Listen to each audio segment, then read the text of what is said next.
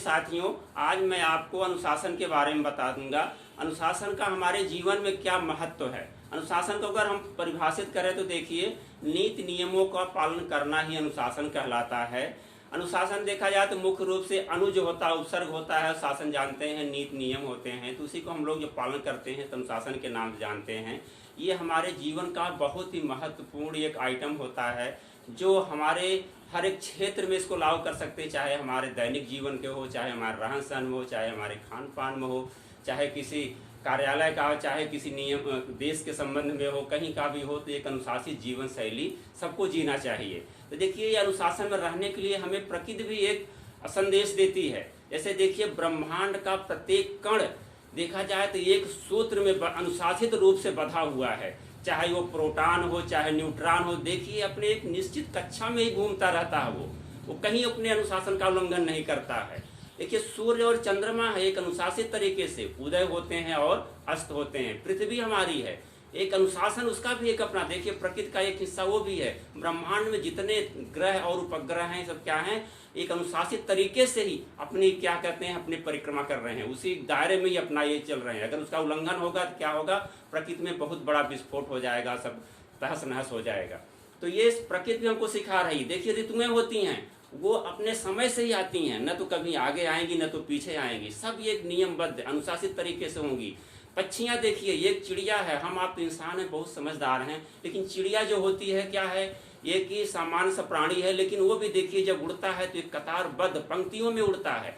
और चींटियाँ देखिए, सबसे छोटा जीव जो होता है चींटी, उतना छोटा जीव क्या होता है, लाइनों में चलता है, पंक्तियों में चलता है। लेकिन इंसान क्या है, देखिए हम आप क्या होता है, जब कहीं इस तरह से चलना होता है तो वहाँ गैदरिंग हो जाती है, कोई लाइन नहीं। कभी कभी तो ऐसी स्थिति होती है, कितना धक्का मुक्की होती है, लोग गिरते हैं, अपनी जान भी गंवा बैठते हैं।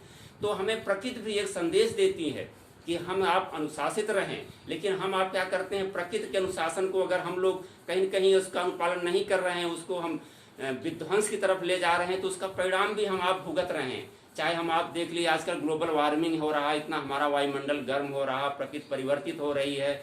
और देखिए, तो महामारी जैसे कोरोना जैसे महामारी आ रही है, तो क्या है, कहीं न कहीं हमें आप इस प्रकृति से छेड़छाड़ कर रहे हैं, यानी उसके अनुशासन का पालन कहीं न कहीं हम लोग उल्लंघन कर रहे हैं करने में।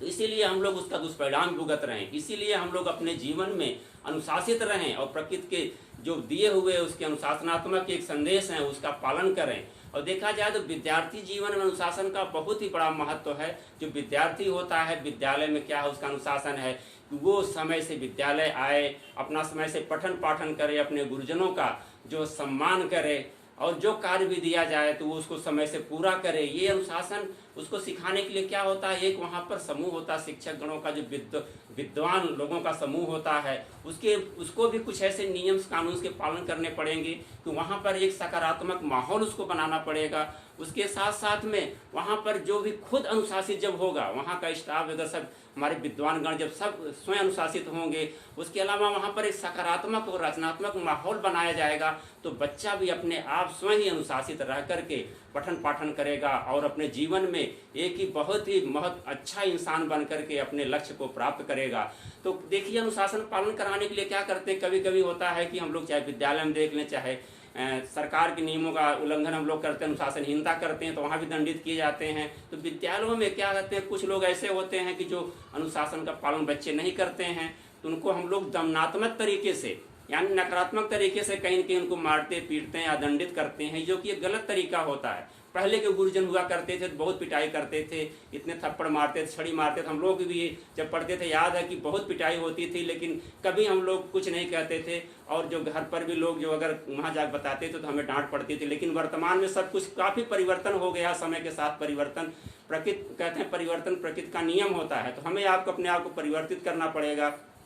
तो परिवर्तन में यह है कि हम दंडात्मक तरीकों को नहीं अपना सकते, उसके लिए सरकार ने नियम कानून बना रखा है।